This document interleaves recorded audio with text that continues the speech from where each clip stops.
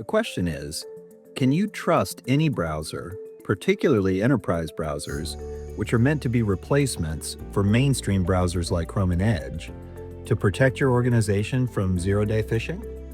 Replacement browsers are not designed as security prevention tools. They're not designed for detect and respond. They are productivity tools.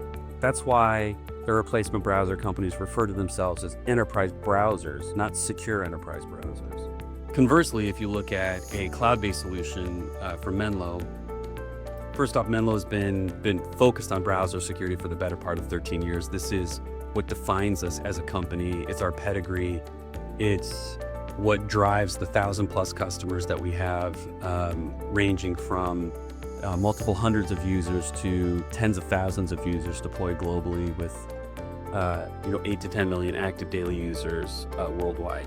When we think about how Menlo was founded, right, with isolation and basically creating a digital twin with a virtualized cloud-based browser out there, what it does is it provides an environment where the threat attacker can never get to the endpoint device.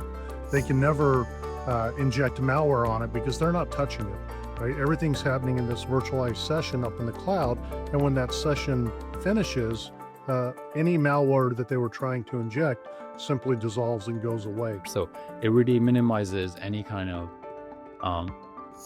impact that this malicious site you visited will have on your enterprise, and that's very different from if your endpoint is compromised. At this point, the impacts can be vast, right?